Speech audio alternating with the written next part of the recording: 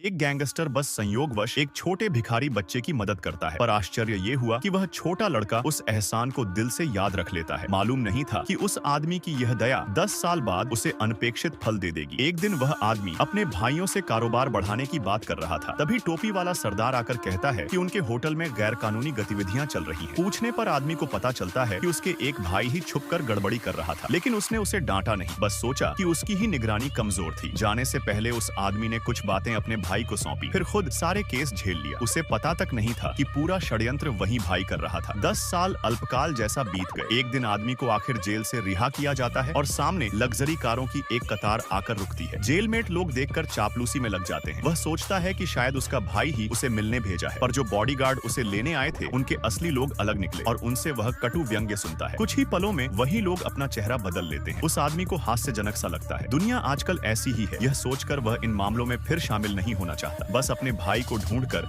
अपना हक वापस पाना चाहता है और साधारण शांत जिंदगी जीना चाहता है। फिर वह अपने पुराने बड़े होटल पहुंचता है। उसी समय एक लग्जरी कार तेजी से आती है। उसमें वही भाई निकलता है जिसने कभी उसे फंसाया था। दोनों गले मिलते दिखते हैं, स्नेहपूर्ण व्यवहार करते हैं। थोड़ी बातचीत के बाद वे दफ्तर पहुंचे। पुराना दूसरा भाई दिखावटी नर्मदिल होकर बात करता है, लेकिन आदमी साफ मना कर देता है कि अब वो दुनिया के मामलों में दिलचस्पी नहीं रखता। फिर सीधे सीधे वह अपने सिक्योरिटी के पैसे के बारे में पूछता है। दूसरा भाई कहता है कि उसने उस पैसे को ज्यादा कमाने के चक्कर में निवेश कर दिया और अचानक मार्केट गिर गई, सब डूब गया। आदमी ने ज्यादा नहीं तलब किया। वह कहता है कि अभी उसे बस रहने की जगह और एक काम चाहिए। दूसरा दिखावटी ढंग से कहता है कि तुम कहो तो पूरा होटल तुम्हारा, पर आदमी मना कर देता है। वह अब साधारण जीवन चाहता है। तभी पुराने भिखारे बच्चे ने, जिसे उसने कभी खाना खिलाया था, अब दुनिया का सबसे अमीर आदमी बन चुका है। जब वह जानता है कि आदमी आज रिहा हुआ है तो आग बगावत से उत्साहित होता है और अपने लोगों को भेज देता है कि वे जाकर उस आदमी को लाएं और बढ़ाई करें। इसी बीच छोटे साथियों की व्यवस्था पर आदमी सफाई नौकर जैसे काम करता है और उसे वहाँ तुच्छ कहा जाता है। कहा जाता है कि जो एक समय में बड़ा सरदार था अब जूते पोंछ रहा है। तभी तीसरा भाई अचानक आता है। उसे अपना बड़ा भाई देखकर बड़ा भावुक होता है, पर देखते ही गुस्सा आ जाता है कि वह जूते साफ कर रहा है। पुराने धोखे की जानकारी खुलती है और वे लोग हंसते हैं और कहते हैं कि